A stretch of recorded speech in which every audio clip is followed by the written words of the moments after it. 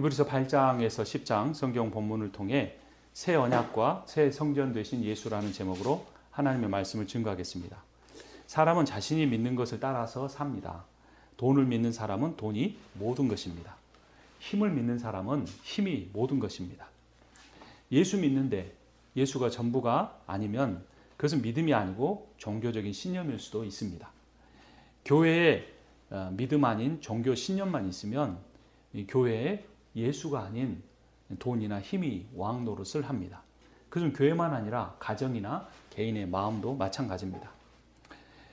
교회가 성장을 위해서 믿지 않은 사람들을 받아들이기 시작했습니다. 예배가 하나님께 영광이 되기보다는 사람들에게 감동을 주는 것이 목적이 되고 있습니다. 설교가 고난의 복음 예수의 십자가가 아닌 어떻게 하면 세상에서 잘 살 수 있는가, 어떻게 하면 복 받을 수 있는가가 되고 있습니다. 그러나 예배와 설교는 성삼위 하나님, 성부, 성자, 성령 하나님께 영광을 돌려드리는 것이지 사람에게 감동과 은혜를 끼치는 것이 아닙니다. 은혜라는 것은 사람이 주는 게 아닙니다. 설교자가 주는 것도 아닙니다. 하나님이 원하실 때 주시는 겁니다. 사람이 주는 것, 의도적으로 주는 것은 은혜가 아니고 종교적 행위입니다. 예수가 주시는 복이 있습니다. 그 복은 종교적인 것도 아니고 세속적인 것도 아니고 물질적인 것도 아닙니다. 예수께서 우리에게 주시는 가장 큰 복은 죄인을 의롭다 하시는 겁니다. 우리가 죄인인데 죄인인 나를 위하여 예수께서 죽으심으로 나를 의로운 사람으로 만들어 주셨다는 겁니다. 이것이 우리에게 큰 기쁨이고 이게 기쁜 소식이 돼야 합니다.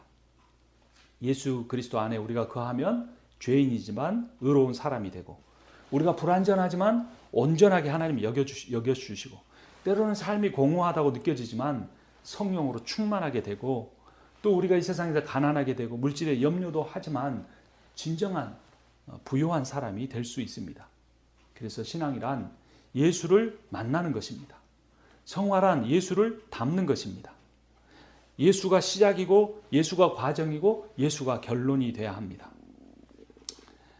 우리가 죄사함 받고 의롭게 되는 것, 이게 구원이고 복음인데요. 이게 어떻게 이루어질까요? 사람의 눈물로 되는 게 아닙니다. 회개의 고백으로 되는 것도 아닙니다. 종교적인 헌신으로 되는 것이 아닙니다. 다른 것이 아니라 오직 주 예수의 은혜입니다. 감당할 수 없는 은혜입니다. 살아 숨쉬는 것, 와서 예배드리는 것, 일상을 살아가는 것, 무엇보다도 죄사함 받고 의롭다 된 주 예수의 은혜입니다. 예수께서 우리를 구속하셨습니다. 이 구속을 위해 예수께서 새 언약과 새 성전이 되셨습니다. 오늘 설교의 제목이 그래서 새 언약과 새 성전 되신 예수입니다. 이 예수가 어떤 분일까요? 이 예수가 어떤 분인지 오늘 말씀을 통해 우리가 한번 같이 살펴보도록 하겠습니다. 8장 오늘 본문입니다. 히브리서 8장 7절 말씀 우리 함께 읽겠습니다. 그 첫 번째 언약에 결함이 없었더라면 두 번째 언약이 생길 여지가 없었을 것입니다. 첫 번째 언약을 옛 언약이라고도 합니다. 구약이라고 하죠. 두 번째 언약을 새 언약이라고도 합니다. 신약입니다. 하나님과 이스라엘 백성 사이에 언약을 맺었습니다. 근데 그때 옛 언약은 하나님도 그 언약을 지켜야 하고 이스라엘 백성도 지켜야 합니다. 그것을 어기면 구원받지 못합니다. 그러니까 첫 번째 언약은 구약은 결함이 있었어요. 왜냐하면 이스라엘 백성이 불순종하고 구원받지 못한 사람들이 많이 있었기 때문입니다. 그래서 예수 그리스도가 이 땅에 오셔서 새 언약, 두 번째 언약을 주셨습니다. 8장 6절 말씀 봅니다. 그러나 이제 그리스도께서는 더욱 훌륭한 직무를 맡으셨습니다. 그가 더 좋은 약속을 바탕으로 하여 더 좋은 언약의 중재자이기 때문입니다. 더 좋다. 두 번째 언약이 더 좋은 언약이다. 새 언약이다. 이렇게 강조합니다. 어떤 점이 더 좋은 걸까요? 옛 언약은 돌판에 새겼습니다. 십계명. 새 언약은 어디에 새겼을까요? 여러분의 마음에 새겼습니다. 10절 같이 봅니다. 또 주님께서 말씀하신다. 그날 뒤에 내가 이스라엘 집과 맺을 언약은 이것이니 나는 내 율법을 그들의 생각에 넣어주고 그들의 마음에다가 새겨주겠다. 그리하여 나는 그들의 하나님이 되고 그들은 내 백성이 될 것이다. 이 말씀은 선지자 예레미야가 구약 성경에서 예언한 것입니다. 그것이 히브리서에 성취되었음을 히브리서 기자가 선포합니다. 돌판이 아닌 마음에 썼다. 이게 무슨 의미일까요? 그러니까 이 새 언약이란, 마음판에 쓴 새 언약이란 사람의 노력으로 이루어지는 것이 아니다 라는 겁니다. 성령의 역사를 통해 이루어진다라는 겁니다. 고린도후서 3장 3절을 보면 여러분은 분명히 그리스도께서 쓰신 편지입니다. 우리는 그것을 작성하는데 봉사하였습니다. 그것은 먹물로 쓴 것이 아니라 살아계신 하나님의 영으로, 성령으로 쓴 것이요, 돌판에 쓴 것이 아니라 가슴판에 쓴 것입니다. 이 새 언약으로 인해 성령이 우리의 마음판에 하나님의 언약을 새기면 어떤 일이 일어날까요? 하나님을 첫 번째 알게 됩니다. 11절 말씀 같이 봅니다. 그리고 그들은 각각 자기 이웃과 자기 동족을 가르치려고 주님을 알라고 말하는 일이 없을 것이니 작은 사람으로부터 큰 사람에 이르기까지 모두 나를 알 것이기 때문이다. 거듭난 사람을 구별하는 것은 영적인 은사가 아닙니다. 종교적 행위도 아닙니다. 도덕적 행함도 아닙니다. 매일매일 성령의 인도하심을 받는 생활, 그것이 있어야 그 사람은 거듭난 사람입니다.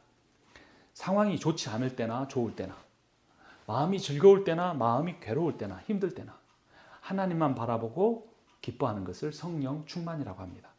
여러분, 상황이 요즘 좋지 않죠? 경제적 상황. 지금 당장보다 미래가 더 어둡다고 경기 침체가 올 것이라고 말합니다. 우리는 세계에서 가장 강대한 국가, 가장 부유한 국가에 살고 있는데 미래가 좋지 않다고 하니까 마음이 힘들기도 합니다. 근데 그럴 때 하나님을 바라보면서, 이전에는 풍요로울 때는, 부유할 때는 하나님을 온전히 바라보지 못했는데 이럴 때 하나님을 온전히 바라봄으로써 하나님 때문에 기뻐하는 것, 이게 성령 충만입니다. 여러분, 우울증이 있을 때도 성령 충만을 경험할 수 있습니다. 우울증에 걸리면 의욕이 저하되죠. 마음이 힘들어지죠. 마음이 가난해집니다. 여러분, 이런 저 같은 평범한 목사가 아니라 위대한 선지자였던 엘리야가 로뎀 나무 아래서 하나님, 차라리 저를 죽여주세요. 저를 데려가 주세요. 라고 했습니다. 탈진해서, 지쳐서, 아무런 소망이 없어서. 근데 그럴 때 하나님만이 주실 수 있는 새 힘을 엘리야가 받아서 하나님의 사역을 잘 할 수 있었습니다.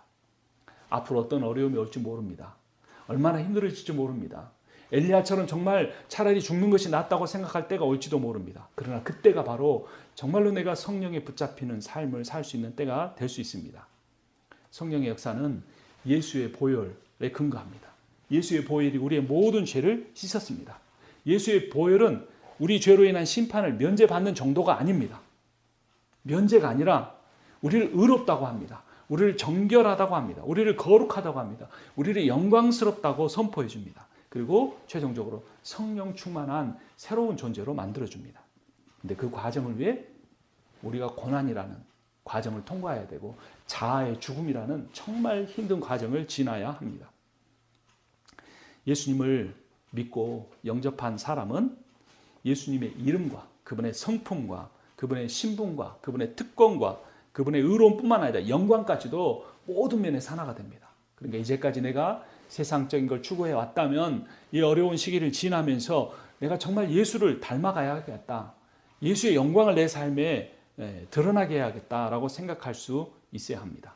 이 일을 누가 이루십니까? 성령이 이루십니다. 12절 말씀.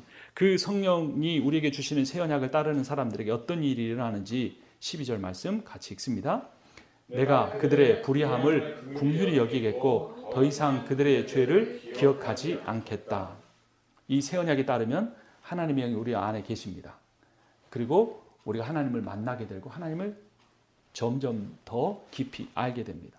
그리고 우리가 회개한 죄악이 다시는 기억도 되지 않게 됩니다. 이런 놀라운 일이 일어나는 것이 중보자이신 예수 그리스도로 인하여 이루어졌다는 것입니다.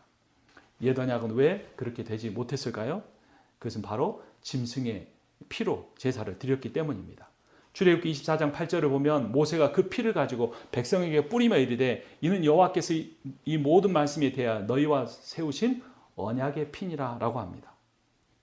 그런데 새 언약은 예수 그리스도께서 완성하셨습니다. 누가복음 22장 20절을 보면 저녁 먹은 후에 잔도 그와 같이 하여 이르시되 이 잔은 내 피로 세운 새 언약이니 곧 너희를 위하여 붓는 것이라. 예수의 피는 권세가 있습니다. 예수의 피에는 능력이 있습니다. 그래서 예수의 피의 제사로 의롭다함을 받은 우리의 신분과 구원은 영원히 흔들리지 않습니다.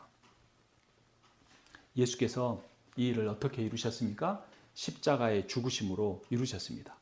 요한복음 19장 30절을 보면 예수께서 신 포도주를 받으신 후에 이르시되 다 이루었다 하시고 머리를 숙이니 영원히 떠나가시니라. 이 말씀, 이 예수님의 선언을 통해 복음이 우리를 위한 구원이 완성되었음을 믿을 수 있습니다. 그리고 그 예수가 완성하신 구원이 성령을 통하여 우리에게 적용이 됐는데 이제 9장으로 가봅니다. 히브리서 9장 말씀에서 이 예수께서 다 이루신 복음이 어떻게 적용되는지 13절을 제가 읽고 14절을 같이 봅니다. 염소나 황소의 피와 암송아지의 죄를 더러워진 사람들에게 뿌려도 그 육체가 깨끗하여져서 그들이 거룩하게 되거든 하물며 영원한 성령을 힘입어 자기 몸을 흠없는 제물로 삼아 하나님께 바치신 그리스도의 피야말로 더욱더 우리들의 양심을 깨끗하게 해서 우리로 하여금 죽은 현실에서 떠나서 살아계신 하나님을 섬기게 하지 않겠습니까? 예수께서 자기 몸을 제물로 드리고 자기 피를 흘리셔서 새 언약을 세우셨습니다. 그 위에 성령이 역사하셔서 그 새 언약을 우리의 삶에 적용하신 겁니다. 15절 말씀도 같이 읽겠습니다. 그러므로 그리스도는 새 언약의 중재자이십니다.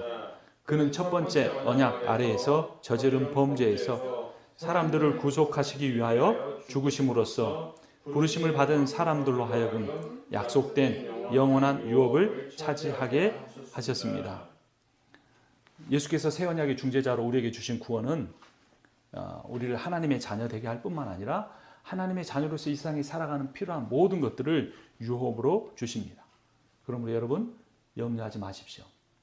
이 어려움의 때는 하나님께서 우리를 튼튼한 믿음 위에 성령의 인도하신 가운데 세우시는 정말로 놀라운 과정이 될 것입니다.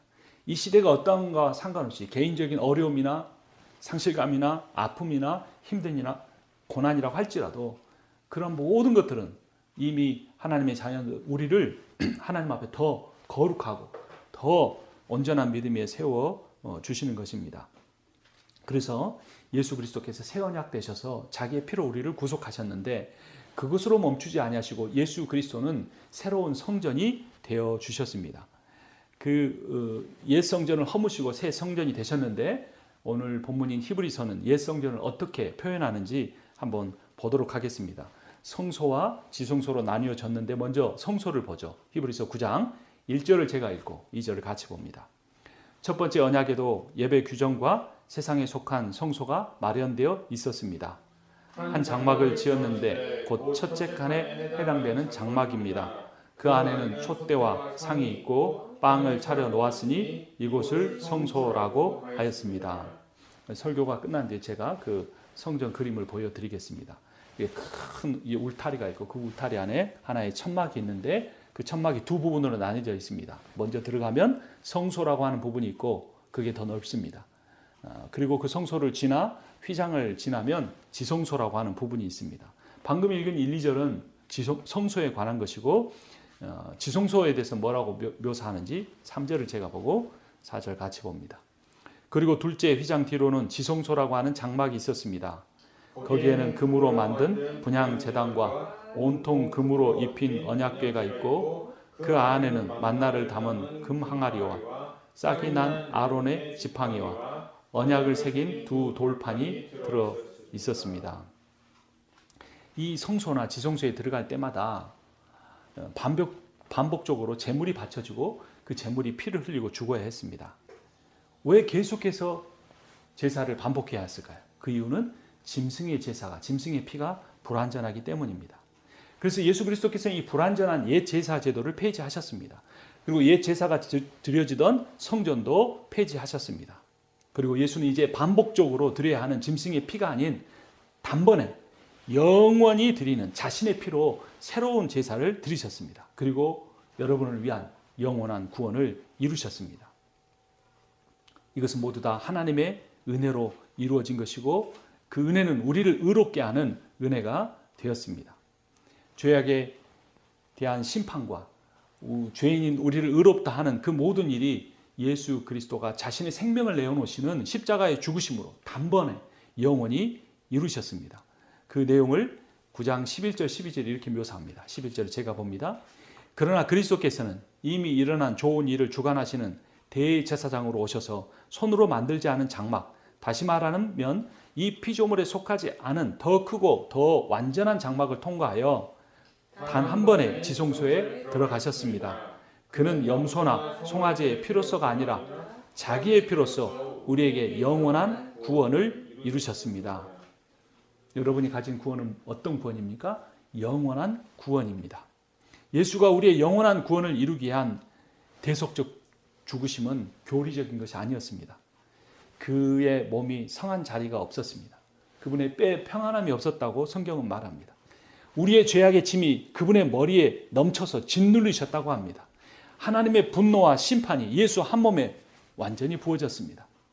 그분이 이런 비참한 죽음을 죄인으로 당하셔서 우리가 온전한 구원을 받고 우리가 의롭다함을 받았습니다. 우리에게는 이제 예수 그리스도가 받아야 할 영광이 우리의 존재에 차고 넘치는 것입니다. 이것이 복음이요, 이것이 구원이요, 이것이 우리의 기쁨입니다. 이제는 짐승의 제물이 필요가 없습니다. 그래서 옛 성전도 필요가 없습니다. 예수께서 제물되어 십자가에 돌아가실 때 성소와 지성소를 가리우는 휘장이 찢어졌습니다.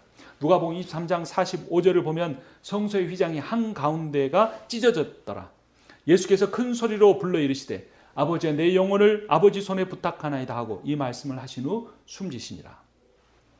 성전의 휘장이 찢어졌다는 말은 옛 성전이 무력화되었다는 의미입니다. 이제는 제사장의 도움이 없이 중보자 되신 예수를 통해 우리가 직접 하나님께 나아갈 수 있습니다. 얼마나 영광스러운 일입니까? 예수 그리스도를 통해 새로운 구원의 길, 영원한 구원의 길이 열렸습니다.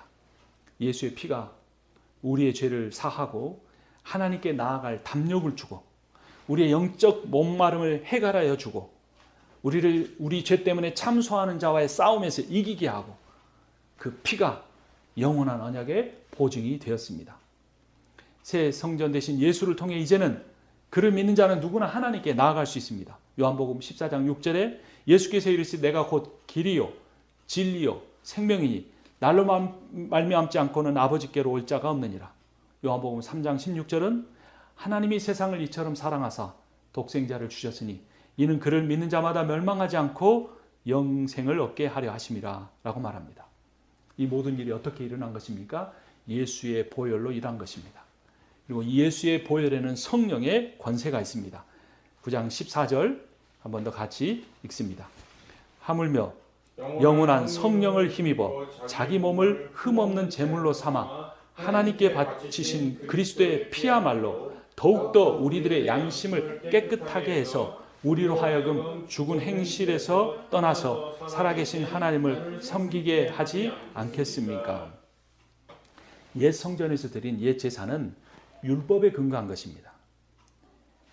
그런데 새 제사는 성령에 근거한 것입니다. 그것을 히브리서 10장이 이렇게 말합니다. 히브리서 10장으로 넘어갑니다. 10장 1절 말씀 같이 봅니다. 율법은 장차 올 좋은 것들의 그림자일 뿐이요 실체가 아니므로 해마다 반복해서 드리는 똑같은 희생 제사로서는 하나님께로 나오는 사람들을 완전하게 할 수 없습니다. 여러분 오늘 율법의 근거에 예배를 드렸습니까? 성령의 근거에 예배를 드렸습니까? 율법은 우리를 정죄할 뿐입니다. 또 한 번의 예배를 드리는데 지난 한 주 동안 내가 부족하게 살았다는 그런 회개에 멈추게 합니다. 그러나 성령은 말씀하십니다. 예수의 보혈이 이미 너의 모든 죄를 씻었다. 너는 영광스러운 존재다라고 선포해 줍니다. 예수 그리스도 안에 있는 성령의 근거한 예배는 우리를 죄에서 해방합니다. 로마서 8장 2절은 이는 그리스도 예수 안에 있는 생명의 성령의 법이 죄와 사망의 법에서 율법에서 너를 해방하였습니다. 이 세상의 어떤 것도 율법조차도 여러분을 정죄하지 못합니다. 왜냐하면 예수 그리스도께서 여러분을 너무나 사랑하셔서 여러분을 위하여 그 보혈을 흘리시고 죽으셨기 때문입니다. 그러면 우리는 어떻게 살아야 합니까? 믿음을 가지면 됩니다. 믿음이란 자신은 아무것도 할 수 없음을 인정하는 겁니다. 또한 동시에 믿음이란 주님은 모든 것을 할 수 있음을 찬양하는 것입니다. 이게 두 가지가 같이 가는 거예요. 한 가지만 있으면 침체되는 거죠. 나는 아무것도 할 수 없어. 그러나 또 예수가 모든 걸 할 수 있다고 하면 교만해집니다. 동시에 나는 아무것도 할 수 없지만 예수 그리스도는 모든 것을 할 수 있다. 이 믿음을 가질 때 보혈의 능력이 성령을 통하여 여러분의 삶에 흘러 넘치게 될 것입니다. 예수는 십자가의 제단에서 다 이루었다고 선언하셨습니다. 그가 하나님의 명령을 따라 우리를 위한 구속, 대속을 완성하셨습니다. 그분이 완전히 죽으시고 사흘 만에 완전히 살아나셨습니다. 그분은 우리의 원수인 죄와 그 죄의 싹신 죽음을 당하시고 그 죽음의 권세를 정복하셨습니다. 그래서 그분의 여러분을 위한 구속사에게 여러분들이 더할 인간적인 은 단 하나도 없습니다. 우리가 해야 할 것은 무엇일까요? 예수의 죽으심이 나의 죽으심이 되어야 합니다. 어떻게 생각하면 너무나 어려운 것이지만 너무나 쉬운 것입니다. 나는 주님과 함께 십자가에 죽었습니다. 날마다 고백하는 겁니다. 그리고 내 욕심 따라 살지 않고 성령이 주시는 욕망을 따라 살아가야 합니다. 우리도 예수처럼 죽어 예수와 연합해야 합니다. 죽음으로 죄의 몸을 멸하고 죄의 노예에서 벗어나야 합니다. 우리 힘으로 그렇게 노력했지만 안 됐던 일이 간절히 구하면 성령 안에서 반드시 이루어지게 됩니다. 죄의 세력에서 해방되어 예수께 순종하는 삶을 살아갈 수 있습니다. 그 구원을 택하신 주님께서 어떠한 방법을 통해서 반드시 이루실 겁니다. 우리가 빨리 순종하면 고난을 덜 거치며 더 낮아지지 않은 상태에서 하나님 앞에 쓰임받을 수 있고, 우리가 고집을 피우면 하나님 어떠한 방법을 통해서라도 우리는 저 밑바닥까지 하나님 우리를 낮추시고 반드시 우리를 예수의 보혈을 의지하는, 성령의 충만함을 의지하는 사람으로 만들어내실 것입니다. 그 기간을, 그 과정을 어떻게 할 것인가는 우리의 순종함에 달려 있습니다. 예수가 이 땅에 오셔 오늘 설교의 제목인 새 언약이 되시고 새 성전이 되어 주셨습니다. 그리고 그분이 옛것을 다 무력하게 하셨습니다. 9절 말씀 같이 읽겠습니다. 10장 9절입니다. 그 다음에 말씀하시기를 보십시오. 나는 주님의 뜻을 행하러 왔습니다 하셨습니다. 그리스도께서 두 번째 것을 세우시려고 첫 번째 것을 폐하셨습니다. 다 폐하고 옛 성전을 폐하고 새 성전이 되시고 옛 언약을 폐하시고 두 번째 언약을 세우셨습니다. 단 한 번의 제사로 영원한 구원을 이루셨습니다. 10장 14절 같이 읽습니다. 그는 거룩하게 되는 사람들을 단 한 번의 희생 제사로 영원히 완전하게 하셨습니다. 중보자로서 이렇게 우리의 구원을 이루신 예수께서는 그 구원만 이루신 것이 아니라 왕으로서 온 우주를, 우리의 세상을, 우리의 교회를, 우리의 가정을 다스리고 계십니다. 12절을 제가 읽고 13절 같이 봅니다. 그러나 그리스도께서는 죄를 사하시려고 단 한 번의 영원한 유효한 제사를 드리신 뒤에 하나님 오른쪽에 앉으셨습니다. 그리고서 그는 그의 원수들이 그의 발 아래 굴복할 때까지 기다리고 계십니다. 구속 사역을 완성하신 대제사장 예수가 하나님 보좌의 오른편에 앉아 계십니다. 그것은 인간 제사장과 달리 그분의 속죄가 영원하고 뿐만 아니라 그분이 왕의 권세를 가지고 계심을 믿습니다. 의미합니다. 여러분, 예수 그리스도가 온 세상의 왕이심을 믿으십니까? 여러분의 가정과 여러분의 인생의 왕이라는 사실을 믿으십니까? 그 사실을 우리가 믿을 때 우리의 삶에 놀라운 일이 일어납니다. 왕이신 그 예수가 우리의 구원을 이루셨으므로 그것이 영원한 것이고 흔들리지 않은 것임을 우리가 믿어야 하는 것입니다. 여러분, 더 이상 죄책감에 시달리지 마십시오. 여러분이 살아오면서 가졌던 인간적인 열등감이나 낮은 자존감으로부터 여러분 벗어날 수 있습니다. 왜냐하면 히브리서 말씀이 그것을 분명하게 선포하고 있기 때문입니다. 10장 17절을 제가 읽고 18절을 같이 봅니다. 나는 또 그들의 죄와 불법을 더 이상 기억하지 않겠다. 죄와 불법이 용서되었으니 죄를 사하는 제사가 더 이상 필요 없습니다. 주님은 우리의 연약함과 우리의 잘못과 우리의 불법과 죄를 기억도 하지 아니하십니다. 여러분, 영광스러운 존재로 사용하기를 원하십니다. 여러분, 과거의 기억과 상처로부터 벗어나십시오. 과거의 습관으로부터 여러분 그것을 이겨내고 일어서십시오. 여러분이 원하여 그것을 간절히 구할 때 하나님께 성령을 통하여 우리를 새롭게 하시고 새로운 변화된 삶을 살아가게 해 주실 것입니다. 이번 한 주 동안 그렇게 주님을 바라보고 주님을 인정하고 우리가 살아가야 할 것입니다. 그렇다면 조금 더 구체적으로 우리가 이 거룩한 삶을 어떻게 살아가야 할 것인지 22절과 23절을 봅니다. 제가 먼저 읽습니다. 그러니 우리는 확고한 믿음을 가지고 참된 마음으로 하나님께 나아갑시다. 우리는 마음에다 예수의 피를 뿌려서 죄책감에서 벗어나고 맑은 물로 몸을 깨끗이 씻었습니다. 또 우리에게 약속하신 분은 신실하시니 우리는 흔들리지 말고 우리가 고백하는 그 소망을 굳게 지킵시다. 신실하신 하나님을 사랑하자라는 의미입니다. 여러분, 거룩은 온 마음을 다해 하나님을 사랑하는 것입니다. 하나님을 사랑하게 되면 세상을 사랑하는 그 마음들이 우리 안에서 밀려나게 됩니다. 베드로전서 4장 8절은 또한 이렇게 말합니다. 무엇보다도 먼저 뜨겁게 사랑하십시오. 사랑은 허다한 죄를 덮어줍니다. 하나님을 깊이 사랑하고 그 사랑이 우리 안에 충만해지면 우리가 서로 사랑하게 됩니다. 오늘 본문 히브리서 10장 24절 같이 봅니다. 그리고 서로 마음을 써서 사랑과 선한 일을 하도록 격려합시다. 마음을 써야 합니다. 나도 사랑하고 상대방도 사랑하는 삶을 살도록 격려해야 합니다. 나도 선한 삶을 살고 선한 일을 하도록 격려해야 합니다. 요즘 경제가 다 어렵다고 합니다. 물가가 오르고 있습니다. 렌트비가 오르고 가스비가 오르고 삶이 힘들어집니다. 그러나 비즈니스는 잘 되지 않고 있습니다. 이럴 때 무엇을 해야 됩니까? 내 삶만 바라보면 더 위축되고 더 믿음에서 멀어져 가지만 이럴 때 힘들어하는 사람들 우리가 생각해보고 전도의 기회로 사용해야 합니다. 마음을 쓰고 사랑하고 선한 일을 격려해야 합니다. 사랑이 시작이고 사랑이 마침입니다. 모든 것이 사랑에 근거합니다. 예수께서 성찬식 때 이렇게 말씀하셨습니다. 너희가 서로 사랑하면 모든 사람이 그것으로서 너희가 내 제자인 줄 알게 되리라. 내가 예수의 보혈로 깨끗하게 되어 하나님의 자녀가 되었다는 것, 내가 성령의 인도하심 받는 충만한 삶을 산다는 것은 내 마음과 인격에, 내 삶과 언행에 사랑이 넘치느냐 아니냐로 볼 수가 있는 것입니다. 이 일을 위해서 우리가 공동체를 중요시 여겨야 합니다. 25절 말씀 같이 봅니다. 어떤 사람들의 습관처럼 우리는 모이기를 그만하지 말고 서로 격려하여 그날이 가까워 오는 것을 볼수록 더욱 힘써 모입시다. 우리는 개척교회입니다. 아주 적은 사람이 모입니다. 하지만 그럼에도 불구하고 더 귀합니다. 이 적은 수가 모임에도 불구하고 매주 예배를 드릴 수 있다는 것이 놀라운 겁니다.